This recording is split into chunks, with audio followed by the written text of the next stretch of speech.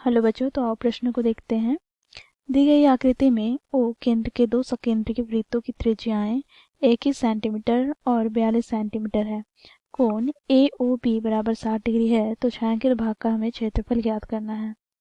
बच्चों देखो, यहाँ पर छायांकित भाग ये वाला भाग है, तो इसका हमें क्षेत्रफल ज्ञात करना है। तो दिए गए प्रश्न की मुख्य अवधारणा की बात करें तो बच्चों आओ यहाँ पर हम देखते हैं। वृत्त का क्षेत्रफल ज्ञात करने का सूत्र होता है पाई आर स्क्वायर, जहाँ पर आर क्या है तो वृत्त की त्रिज्या है।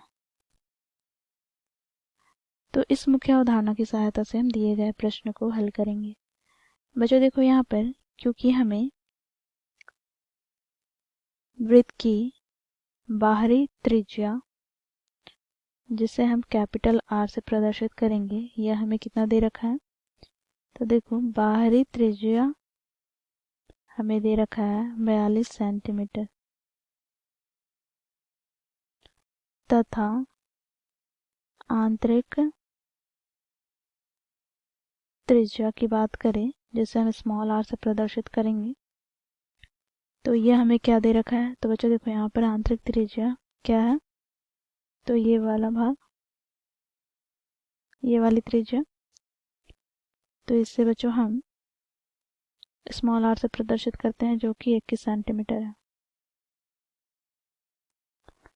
अब बच्चों यहाँ पर हमें छायांकित भाग का क्षेत्रफल ज्ञात करना है, तो यहाँ पर हम लिखेंगे छायांकित भाग का क्षेत्रफल बराबर क्या हो जाएगा, तो देखो बाहरी वृत्त का क्षेत्रफल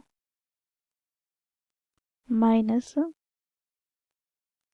आंतरिक वृत्त का क्षेत्रफल।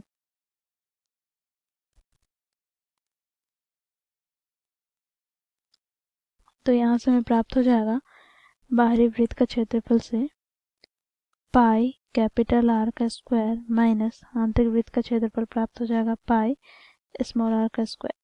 तो बच्चों यहाँ से हमें प्राप्त क्या हो जाएंगे, तो पाई दोनों पदों से हम उभयनिष्ठ ले लेंगे, तो यहाँ से हमें प्राप्त हो जाएगा कैपिटल आर का स्क्वायर माइनस स्मॉल आर का स्क्वायर।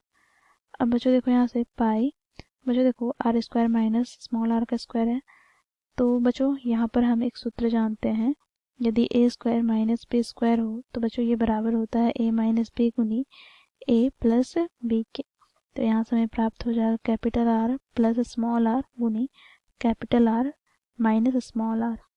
ठीक है, तो यहाँ से हमें प्राप्त हो जाएगा पाई का मान लेंगे यहाँ पर हम 22/7, फिर यहाँ से कैपिटल आर का मान क्या है तो 42, तो 42 प्लस स्मॉल आर का मान है 21, यहाँ पर 42 माइनस 21, तो यहाँ से हमें प्राप्त हो जाएगा क्या, तो देखो 22/7 गुना 42 प्लस 21 हो जाएगा 63 गुना यहाँ पर 42 में से 21 घटाएंगे तो 21। तो बच्चों यहाँ पर 7 से हम विभाजित कर लेते हैं 21 को, तो 7 या 21, तो यहाँ से हमें प्राप्त क्या हो गया, तो यहाँ से हमें प्राप्त हो जाएगा बच्चों देखो 4158 सेंटीमीटर स्क्वायर। ये बच्चों हमें छायांकित भाग का क्षेत्रफल प्राप्त हुआ। तो यहाँ पे हम लिखेंगे अतः छायांकित